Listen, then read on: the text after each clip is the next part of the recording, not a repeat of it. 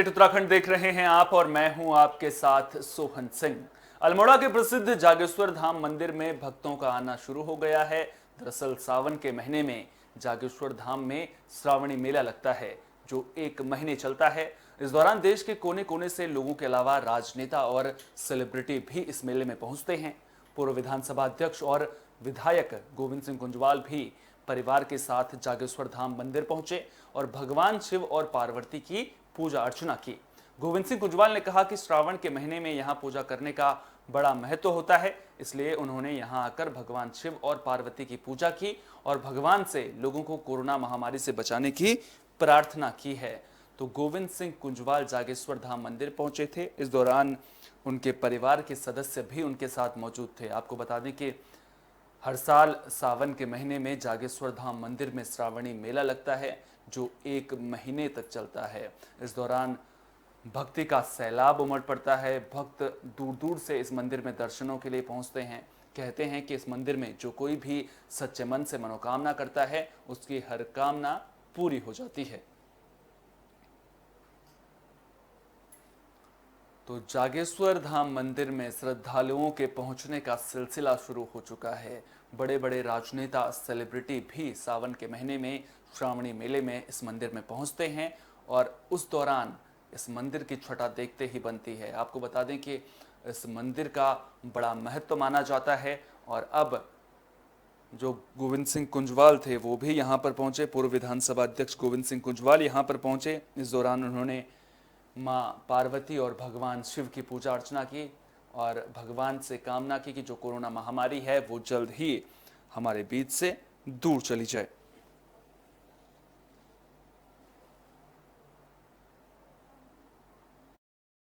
परिवार के साथ यहाँ पूजा अर्चना की। नाथ से प्रार्थना करता हूँ कि ये कोरोना महामारी शीघ्र से समाप्त हो और हमारे प्रदेश में पूर्ण रूप से सुख शांति रहे।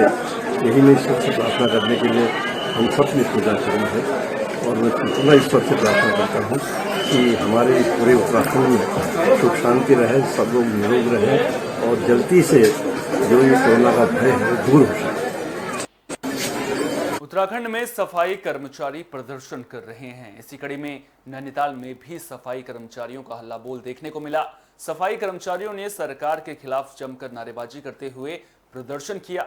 बता दें कि राज्य स्तरीय आंदोलन के चौथे चरण में प्रदेश नेतृत्व के आह्वान पर सफाई कर्मचारी प्रदर्शन कर रहे हैं।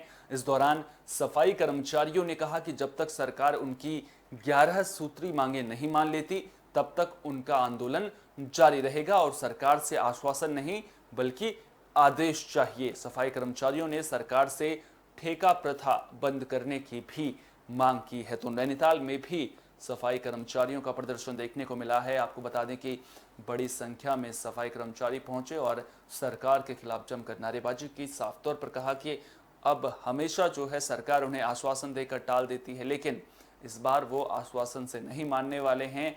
उन्हें आदेश चाहिए। जो ठेका प्रथा है उसको सरकार बंद करे और उन्हें परमानेंट करे ताकि जो कुछ भी दिक्कतें उन्हें हो रही हैं वो दूर हो जाएं।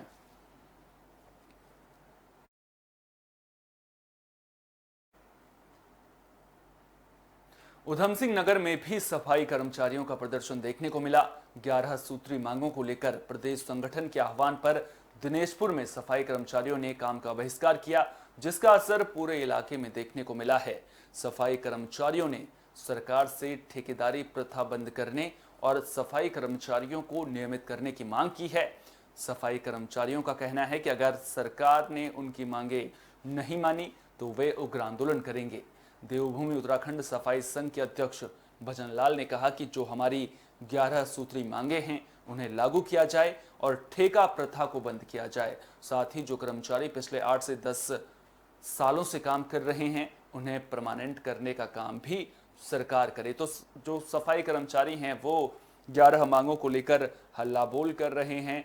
सबसे प्रमुख मांग ठेका प्रथा को बंद करने की है। अब देखना दिलचस्प होगा कि क्या सरकार सफाई कर्मचारियों की मांगों को मानती है, क्योंकि सफाई कर्मचारी प्रदर्शन कर रहे हैं जिससे जो सफाई की व्यवस्था है वो चरमरा गई है, जिसका सीधा असर जनता पर पड़ रहा है। जगह जगह गंदगी का अंबार लग जाता है। तो उम्मीद करेंगे कि सरकार और सफाई कर्मचारियों के बीच में जल्द ही बात बनेगी, ताकि जो लोग हैं उन्हें दिक्कतों का सामना ना करना पड़े। आपको बता दें कि उत्तराखंड में चुनाव भी नजदीक हैं, लिहाजा जो सफाई कर्मचारी हैं वो अपनी मांगों को लेकर सरकार पर दबाव बनाने की भी कोशिश कर रहे हैं। ये 11 सूत्री मांगे जो हैं, ये 11 सूत्री मांगे जो है हमारे कर्मचारी पे जो है कुछ दिए जाए। जो 11 सूत्री मांगे की जो हम मांग कर रहे हैं वो कर्मचारियों पे लागू करी जाए। और ठेका पिरता की जो हमारी मांग चल रही है, ठेका पिरता जो है ये रद्द करा जाए और इनको जो है नगर पंचायत की तरफ से लगाया जाए। और जो ठेका पिरता में चल रहे हैं उनको जो संविदा पे रखा जाए। और जो 10 साल पुराने या 8 साल पुराने जो है कर्मचारी काम कर रहे हैं इसमें नगर पंचायत के अंदर, उनको जो है परमानेंट करा जाए। ये 11 सूत्री मांगे जो हैं, ये 11 सूत्री मांगे जो है हमारे कर्मचारी। तो सफाई कर्मचारी प्रदर्शन कर रहे हैं। सफाई कर्मचारियों का साफ तौर पर कहना है कि जो उनकी मांगे हैं उनको सरकार जल्द से जल्द पूरा करे। अगर सरकार ने उनकी मांगे नहीं मानी तो वो जो आंदोलन है उसको और उग्र करेंगे। अब देखना दिलचस्प होगा कि बात कब तक बन पाती है, समाधान कब तक निकल पाता है।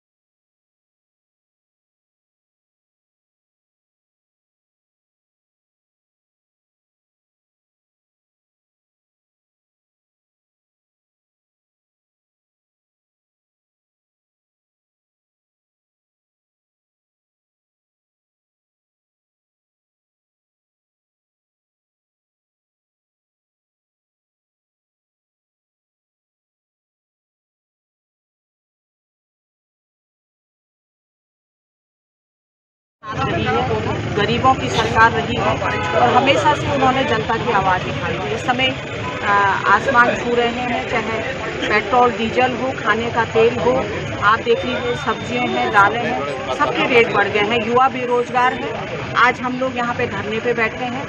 माननीय पूर्व विधायक जी हमारे नारायण पाल जी हैं, हमारे यहाँ के अध्यक्ष जी हैं हरपाल सिंह जी, और सारे हमारे सम्मानित कार्यकर्ता हैं। हमारे उत्तराखंड प्रभारी महिला कांग्रेस की परमिंदर कौर जी हैं, हमारी सम्मानिता जिला अध्यक्ष रेखा सोनकर जी हैं। हम सारे लोग यहाँ पे बैठे हैं। विरोधी नीति है उससे जनता बहुत राही कर रही है पूरे देश और प्रदेश में। तो इनकी नीतियों के खिलाफ कांग्रेस पार्टी प्रदर्शन कर रही है। तो ये सरकार को जगाना होगा, बदलना होगा, कांग्रेस पार्टी को लाना होगा। करते जाएंगे जब तक इनके इलेक्शंस नहीं होते, जब तक भी पूरा केंद्र सरकार नहीं बदलती तब तक लगे रहेंगे, जुटे रहेंगे, एकजुट होकर लगे रहेंगे। तो सरकार को जगाना ही होगा, कांग्रेस पार्टी जगानी होगी। तो चुनाव को लेकर सियासी पार्टियों ने हल्ला बोल शुरू कर दिया है। लगातार जो सरकार है वो अपने विकास के काम जनता को गिनाने की कोशिश कर रही है, वहीं जो विरोधी पार्टियां हैं वो सरकार को घेरने में कोई भी कोर कसर नहीं छोड़ रही हैं। अब चुनाव नजदीक हैं, लिहाजा सियासी घमासान देखने को मिल रहा है। अब जनता किस पर भरोसा जताती है ये तो चुनाव के परिणाम आने के बाद ही पता चल पाएगा। चलिए बढ़ते अगली खबर की ओर। अब ईद का त्योहार नजदीक है, लिहाजा प्रशासन मुस्तैदी बरत रहा है। बाजपुर में भी ईद के त्योहार को शांतिपूर्वक तरीके से मनाने के लिए एसडीएम विवेक प्रकाश और सीओ वंदना वर्मा ने बैठक की, जिसमें धार्मिक संगठनों के लोग मौजूद रहे। इस दौरान बैठक में मौजूद सभी लोगों से शांतिपूर्वक तरीके से ईद का त्यौहार मनाने की अपील की गई। एसडीएम विवेक प्रकाश ने ईद की नमाज के दौरान मस्जिद में केवल 10 लोगों के शामिल रहने की अपील की। साथ ही सोशल मीडिया पर आपत्तिजनक पोस्ट न डालने की भी अपील की। वहीं सीओ वंदना वर्मा ने कहा कि अगर कोई व्यक्ति आपत्तिजनक पोस्ट डालेगा तो उसके खिलाफ कड़ी कार्रवाई की जाएगी। तो बाजपुर में पुलिस महकमा अलर्ट नजर आ रहा है। ईद का त्यौहार नजदीक है, इस दौरान सांप्रदायिक माहौल ना बिगड़े, इसको लेकर के पुलिस चौकन्नी नजर आ रही है। इसके अलावा ईद के त्यौहार के दौरान सोशल डिस्टेंसिंग का पालन हो, खासतौर पर कोरोना गाइडलाइंस का पालन हो, इसको लेकर के भी पुलिस ने कमर कस ली है। लगातार बैठकें की जा रही हैं। अब ऐसे में देखना दिलचस्प होगा कि इन बैठकों का कितना असर देखने को मिलता है। आज जो है आगामी बकरीद जो 30 तारीख को परसों है, इस संबंध में हम लोगों ने बैठक किया है। हम हैं सीओ मैडम और एसपी कोतवाल साहब ने बैठक किया है। जो इस शहर के सम्रांत लोग हैं, जो मस्जिदों के इमाम लोग हैं, इनको किया गया बताया गया है कि जो इस बार ईद में जो है वो इतना 10 लोग नमाज पढ़ सकते हैं, मैक्सिमम 10 लोग पढ़ सकते हैं। और कोई भी जो जुर्माने का अवशेष बचता है उसको सही निशान किया जाए, उसका खुली न छोड़ा जाए। उसके अतिरिक्त जो है कोई भी व्यक्तिगत सोशल मीडिया पे या अन्य माध्यमों से जो है दुष्प्रचार फैलाता है तो सीधे पुलिस को इन्फॉर्म करें, ध्यान न दें उस पर और पुलिस में एक्शन लें। कोरोना अभी भी हम सब के बीच में मौजूद है। कोरोना अभी गया नहीं है, लिहाजा सरकार लगातार जागरूकता अभियान चला रही है। लोगों को जागरूक करने का काम किया जा रहा है। इसी कड़ी में पुलिस के ऊपर बड़ी जिम्मेदारी है, जिम्मेदारी कोरोना गाइडलाइंस का पालन करवाने की। इसी कड़ी में पौड़ी गढ़वाल के सतपुली में थाना सतपुली ने वाहन चेकिंग अभियान चलाया। इस दौरान राष्ट्रीय राजमार्ग 534 पर उप निरीक्षक दीपा शाह की अगुवाई में महिला हेल्पलाइन 1090, डायल 112 और साइबर अपराध और बाल अपराध से बचाव के संबंध में भी जन जागरूकता अभियान चलाया गया। कोरोना को लेकर तो लोगों को जागरूक किया गया, इसके अलावा साइबर अपराध और बाल अपराध को लेकर के भी लोगों को जागरूक किया गया। पुलिस ने बसों, जीप और टैक्सियों में जागरूकता पॉम्पलेट जो होते हैं वो चस्पा किए। साथ ही वाहनों में सफर कर रही सवारियों को भी इस संबंध में बताया गया। सभी को सफर के दौरान अनिवार्य रूप से मास्क पहनने और कोविड गाइडलाइन का पालन करने के विषय में भी सचेत किया गया। कोरोना की संभावित तीसरी लहर से बचाव के लिए जन जागरूक किया गया। इस मौके पर थानाध्यक्ष संतोष पैथवाल ने बताया कि पुलिस इस जन जागरूकता अभियान को आगे भी जारी रखेगी। अभियान में जो है लोगों को जागरूक करने का काम किया जाएगा ताकि कोरोना की तीसरी लहर से निपटने के लिए तैयारियां पुख्ता हों। जो लोग हैं वो भी पूरी तरह से एहतियात बरतें, सोशल डिस्टेंसिंग का पालन करें, मास्क पहन कर रखें। तो पुलिस अपनी ओर से पूरी कोशिश कर रही है, सरकार भी अपनी ओर से पूरी कोशिश कर रही है। बारी जनता की है। उम्मीद करेंगे कि जनता भी सरकार और प्रशासन का पूरा सहयोग करेगी ताकि जो कोरोना महामारी है, जो हाल हमने कोरोना महामारी के पहले और दूसरे दौर में देखा, पहली और दूसरी लहर में जो दृश्य हमने देखे वो तीसरी लहर में देखने को ना मिले।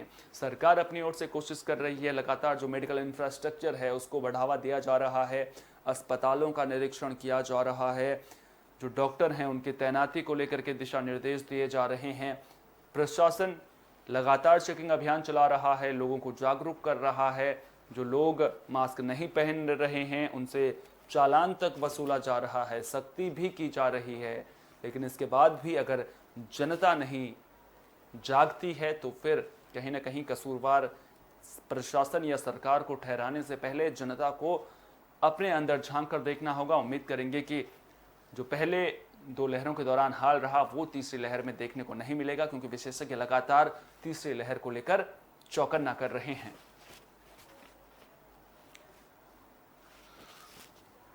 हम भी लगातार अपने दर्शकों से अपील कर रहे हैं कि सरकार ने जो कोरोना गाइडलाइंस बनाई हैं वो जनता की भलाई के लिए हैं और जनता को इन कोरोना गाइडलाइंस को मानना होगा, क्योंकि अगर जनता इन कोरोना गाइडलाइंस को नहीं मानेगी तो फिर कोरोना का संक्रमण और तेजी से बढ़ेगा और अगर कोरोना का संक्रमण बढ़ेगा तो फिर इसकी जद में हम लोग ही आएंगे। तो उम्मीद तो यही करेंगे कि जनता अपनी जिम्मेदारियों को समझेगी, क्योंकि जनता के लिए जिम्मेदारियों को समझना बेहद ज़रूरी है।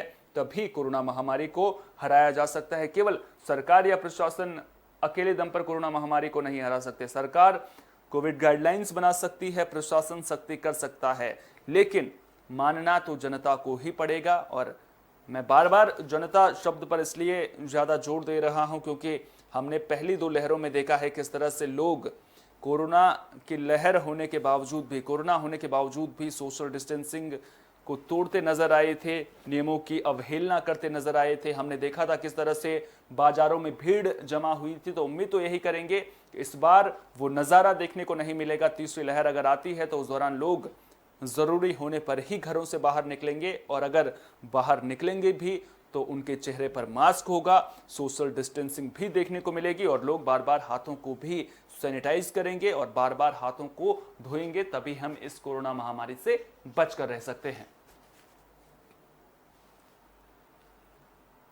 बद्रीनाथ धाम के रहने वाले राहुल मेहता एक चुनौती भरे सफर पर निकल पड़े हैं। दरअसल उन्होंने साइकिल से दुनिया की दूसरी सबसे ऊंची माणा पास सड़क पर सफर करने का फैसला किया है।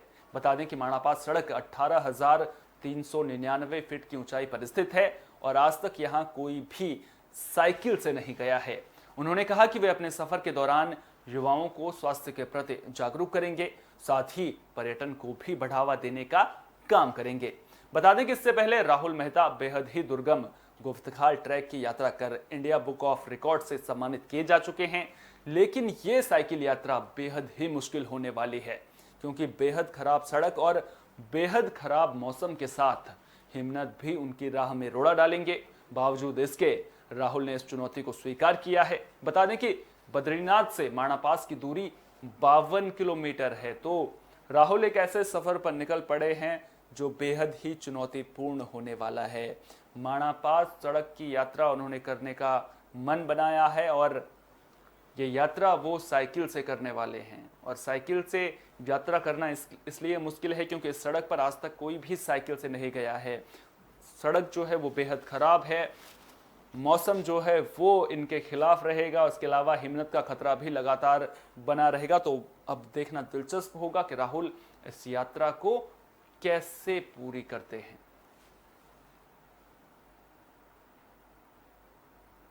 पहाड़ों पर हो रही बारिश से मौसम तो सुहाना हो गया है, लेकिन लगातार हो रही बरसात से जिंदगी बेहाल हो गई है। नैनीताल के लाल कुआं में भी लोगों को दिक्कतों का सामना करना पड़ रहा है। दरअसल लाल कुआं में गोला नदी के पार 12 से ज्यादा गांव हैं। बरसात के दिनों में गोला नदी का जलस्तर बढ़ने से लोगों को बाढ़ का डर सताने लगता है। ऐसे में गांव के लोग करीब 3 महीने का राशन इकट्ठा कर लेते हैं ताकि वे अपने परिवार का भरण पोषण कर सकें। दरअसल नदी के आर पार जाने की कोई व्यवस्था नहीं है। ऐसे में लोग कई बार स्थानीय प्रतिनिधियों और प्रशासन से नदी पर पुल बनाने की मांग कर चुके हैं, लेकिन पुल का निर्माण अभी तक नहीं हो सका है। लोगों का कहना है कि पुल न होने की वजह से उन्हें काफी दिक्कतों का सामना करना पड़ता है। तो गोला नदी का जलस्तर उफान पर है और बढ़े जलस्तर को देखकर लोगों के मन में डर बैठ गया है। अक्सर हमने देखा है कि जब नदियां उफान पर रहती हैं तो जो नदियों के किनारे रहने वाले लोग होते हैं उनके मन में डर बैठ जाता है। डर इस बात का कि कहीं जो पानी का जलस्तर है वो बढ़ने के बाद सब कुछ उनका बाढ़ के साथ ना बह जाए। यही वजह है कि लोग 3 महीने का राशन उन्होंने इकट्ठा कर लिया है ताकि अगर संपर्क टूटे, अगर रास्ते टूट भी जाएं तो फिर उन्हें दिक्कतें ना हों, वो अपने परिवार का भरण पोषण कर सके। तो आप अंदाज़ा लगा सकते हैं कि कितना मुश्किल उस इलाके में रहना होगा, उन लोगों पर क्या बीत रही होगी जो डर के साए में ज़िंदगी जीने को मजबूर हैं। उम्मीद तो यही करेंगे कि जो प्रशासनिक इंतजामात हैं वो भी दुरुस्त नज़र आएंगे। लगातार जो लोग हैं वो नदी पर पुल बनाने की मांग कर रहे हैं। लगातार प्रशासनिक अधिकारियों को, जनप्रतिनिधियों को इस बारे में जानकारी दी जा रही है, लेकिन पुल का निर्माण कब होगा ये अपने आप में बड़ा सवाल है। नदी पार करने के लिए लोगों को घूम कर जाना पड़ता है और आपको बता दें कि जब बरसात का मौसम रहता है तो जो रास्ते होते हैं वो टूट जाते हैं, जिसकी वजह से अगर पुल रहेगा तो फिर लोग आसानी से आर पार जा सकेंगे, लेकिन पुल कब बनेगा ये अपने आप में बड़ा सवाल है। बरसातों में ये नदी के लिए दिक्कत है। हमें बरसात में बहुत रहते हैं। करीब कितने गांव हैं वहाँ? गाँव कम से कम 40-50 गाँव हैं। अच्छा, फिर कैसे व्यवस्था करते हैं पानी, खाने की, रहने की? पानी दिक्कत होती है। राशन तो 3 महीने के लिए स्टॉक कर देते हैं हम। जिला प्रशासन का कोई अधिकारी, नेता वगैरह कोई आता देखने? ना, कोई नेता आता नहीं। फिर कैसे पार होते हैं, कैसे जाते हैं? ये नदी से पार होते हैं, राशन आसन थोड़ा कम, नदी में पानी रहता तो पार होके आते हैं, कुछ सामान ले आते हैं। एक पुल की मांग थी कई समय से, वो अभी तक पूरी नहीं हुई। पूरी नहीं हुई है। क्या कहते हैं, क्या होना चाहिए? होना चाहिए, पुल होने चाहिए। हमारी जो स्वास्थ्य वास्ते खराब हो जाता है तो इसके लिए बहुत तकलीफ होती है हम लोगों को। अस्पताल भी नहीं है, अस्पताल कोई नहीं ठहरा हुआ है, दिक्कतें होती है। उत्तरकाशी के मांडो गांव में बादल फटने के बाद जायजा लेने डीएम मयूर दीक्षित मौके पर पहुंचे। इस दौरान उन्होंने मांडो गांव में राहत बचाव और निर्माण कार्यों का जायजा लिया। डीएम ने कहा कि गांव में जो कुछ भी नुकसान हुआ है उसे लेकर संबंधित अधिकारियों को हर वक्त तैनात रहने के साथ आवश्यक निर्देश दिए गए हैं। डीएम ने बताया कि इलाके में बिजली, पेयजल, खाद्यान्न और राहत राशि समेत आवश्यक चीजों की आपूर्ति तुरंत मुहैया कराई गई है और बारिश के कारण जो भी आवासीय मकान खतरे की जद में हैं, वहां से लोगों को सुरक्षित होटल और स्कूल में ठहरा दिया गया है। डीएम ने सभी अधिकारियों को लापरवाही न बरतने के भी निर्देश दिए हैं। 18 तारीख के बीच में मध्यरात्रि को जो ये जन सैलाब जो जितना भी ये जो तूफान बादल फटा गदेरे में मीराकोट से मांडो गांव तराहीबाम हो गया। जैसे ही प्रशासन को इसकी सूचना मिली तो प्रशासन ने पूरा अपना एनडीआरएफ पर राजस्व जिला जितने भी सारे विभाग जितने हैं तुरंत घटनास्थल पर पहुंच गए और माननीय डीएम साहब, जिलाधिकारी महोदय, एसडीएम टुंडा, एसडीएम वटवाड़ी, पूरा अधिकारी पूरे धरातल पे आए और पूरा कंधे से कंधा मिलाकर प्रशासन ने साथ दिया और जब तक डेड बॉडियां निकाली गई तब तक पूरा प्रशासन, राजस्व विभाग, एनडीआरएफ, पुलिस प्रशासन सारे साथ में रहे और जिलाधिकारी बार बार घटनास्थल पे आ रहे हैं और वहां अपना पूरा मॉनिटरिंग कर रहे हैं। जिलाधिकारी महोदय के निर्देशन में पूरा मांडो में राहत और बचाव काम पूरे तेज किया जा रहा है। वर्तमान में आपदा प्रभावितों को मौका राशि घोषित की जा चुकी है। बाकी जो बचे हैं उनका सर्वे काम किया जा रहा है। जो गदेरा ऊपर से आया था उसका चैनलाइजेशन काम गतिमान है। ग्राम में बिजली रिस्टोर कर दी गई है। और स्टेट उत्तराखंड में मेरे साथ इतना ही। दीजिए इजाजत, नमस्कार।